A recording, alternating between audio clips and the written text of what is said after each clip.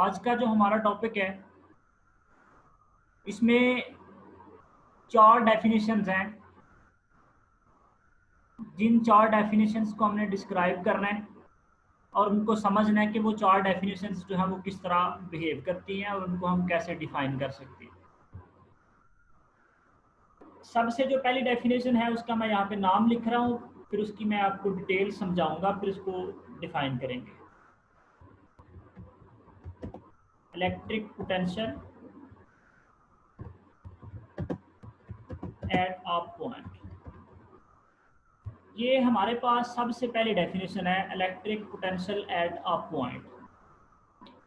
अब किसी भी पॉइंट पर जो इलेक्ट्रिक पोटेंशियल है उसको समझने से पहले यहाँ पर कुछ मैं डायग्राम तो आपके सामने बना के कोशिश करता हूँ समझाने की।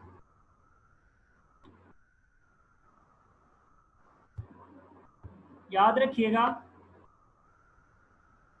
ये मैंने जो यहाँ पर एक सर्कल ड्रा किया है ये बेसिकली आपने इसको अर्थ कंसीडर कर लेना है। ये हमारे पास ना एक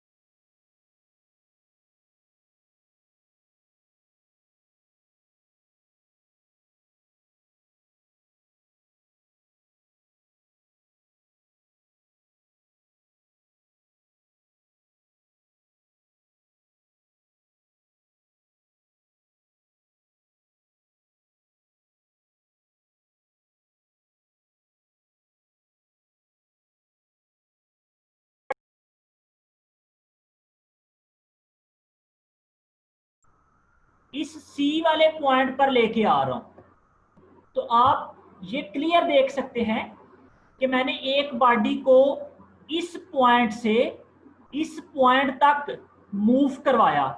तो आपको पता है, जब हमने पहले इस पॉइंट की बात की थी तो हमने क्या किया, बॉडी को यहां से यहां पर मूव करवाया। तो यहां से यहां तक मूव करवाने में बॉडी के ऊपर वर्क किया, जितना वर्क किया वही वर्क उस बॉडी में एनर्जी के तौर पर स्टोर हो गया। सिमिलरली हमने क्या किया, बॉडी को इन्फिनिटी से इस पॉइंट सी तक लाने में भी वर्क किया। तो जब इस पॉइंट सी पर लाकर आप ऑब्जेक्ट को छोड़ेंगे तो वो बॉडी जो है वो दोबारा अपने रेफरेंस पॉइंट की तरफ ही मूव करेगी। इसका मतलब ये होगा कि यहां से यहां तक लाने में वर्क किया गया और वो वर्क जो है उस ऑब्जेक्ट में एनर्जी के तौर पर स्टोर हो गया। ये मैंने सारा कुछ आपको ग्रेविटेशनल फील्ड के लिहाज से बताया है, क्योंकि ग्रेविटेशनल फील्ड का जो कंसेप्ट है वो इलेक्ट्रिक फील्ड के कंसेप्ट की निस्बत आसानी के साथ समझ आ जाता है। अब आपको ये पॉइंट क्लियर हो गया है। अब आप इसी पॉइंट को क्या करेंगे, आप इसी पॉइंट को ड्रा कर लें इलेक्ट्रिक फील्ड के लिहाज से, तो आप उसकी कैलकुलेशन को भी आसानी से कैलकुलेट कर लेंगे। उसको मैं यहाँ पे थोड़ा ड्रा करता हूँ, देखिएगा जरा। आप ये समझ लें कि ये हमारे पास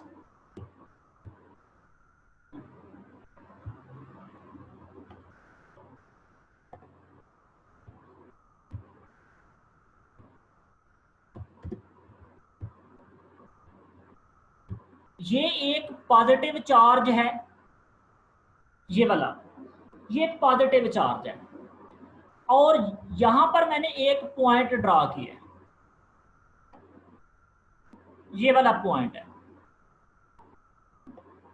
आप क्या करना चाहते हैं, इस पॉइंट का मैंने नाम दे दिया ए। आप इस पॉइंट ए पर इलेक्ट्रिक पोटेंशियल की वैल्यू को कैलकुलेट करना चाह रहे हैं। उसी तरह समझ लेना है, ये पॉजिटिव चार्ज है जिस तरह ये ग्रेविटेशनल फील्ड थी, और ये वाला वो पॉइंट है जिस पॉइंट पर हम इलेक्ट्रिक पोटेंशियल की वैल्यू को कैलकुलेट करना चाहते हैं।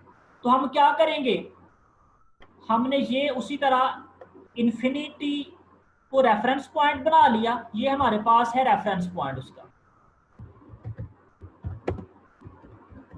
रेफरेंस पॉइंट का मतलब है यहां पर 0 जूल एनर्जी है। तो आपने क्या करना है, यहां पर एक मैंने टेस्ट चार्ज ले लिया प्लस क्यू नॉट, ये मेरे पास एक टेस्ट चार्ज है। तो मैंने क्या करना है, ये जो टेस्ट चार्ज है ना क्यू नॉट, इस टेस्ट चार्ज क्यू नॉट को मैंने मूव करवाना है, और मूव करवा के कहां पर लेकर जाना है, इसको मैंने इस पॉइंट ए पर लेकर जाना है। अब आप यहां पर ये बात याद रखें, ये जो लाइन मैंने लगाई है ना, इस लाइन के नीचे ये जो सारा एरिया है ये इलेक्ट्रिक फील्ड को रिप्रेजेंट करता है। यानी लाइन के ऊपर इलेक्ट्रिक फील्ड मौजूद नहीं है, लेकिन लाइन के नीचे इलेक्ट्रिक फील्ड मौजूद है। अब आपको ये बात तो नजर आ रही है कि ये पॉजिटिव चार्ज है और ये टेस्ट चार्ज भी हमारे पास पॉजिटिव है।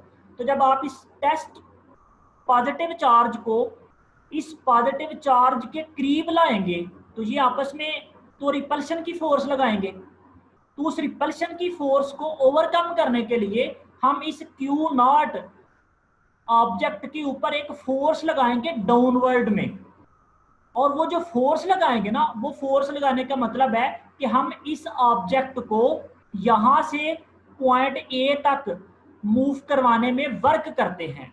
तो आप जैसे ही क्यू नॉट को पॉइंट ए पर ले जाकर छोड़ते हैं तो छोड़ने पर ये क्यू नॉट चार्ज जो है ये ऑटोमेटिकली दोबारा रेफरेंस पॉइंट की तरफ मूव करेगा।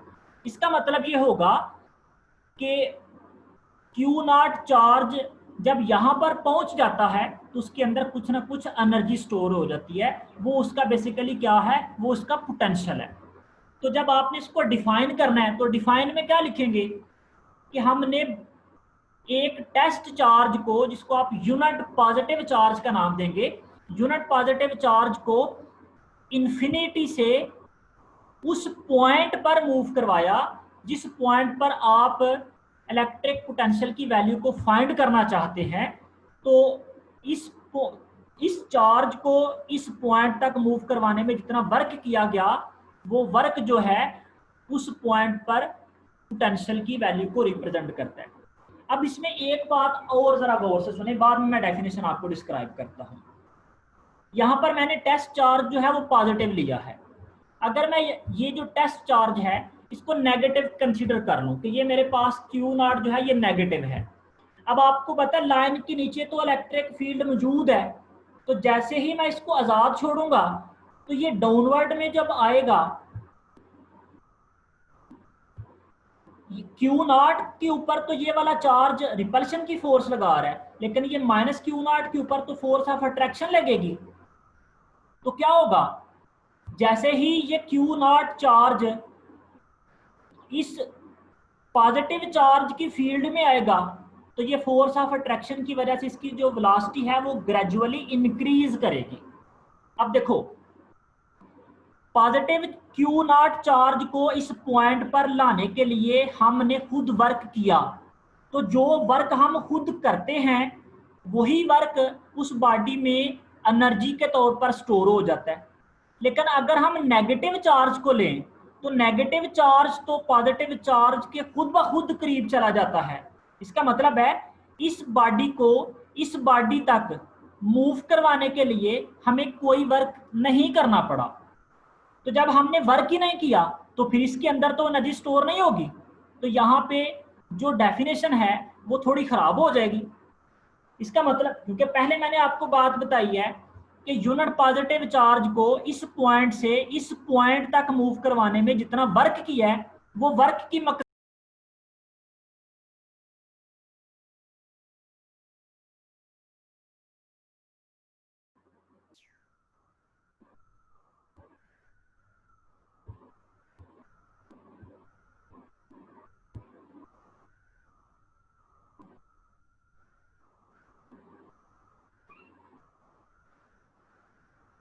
आवाज आ रही है भाई?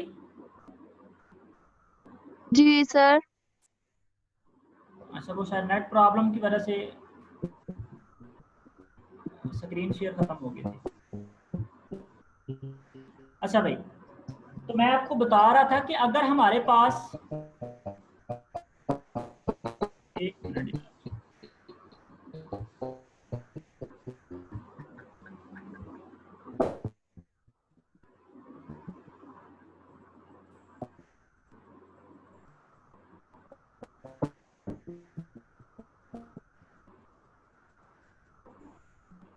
अच्छा बेटा मैं ना दोबारा मीटिंग स्टार्ट करने लगा हूँ, आपने दोबारा उसको ज्वाइन करना है।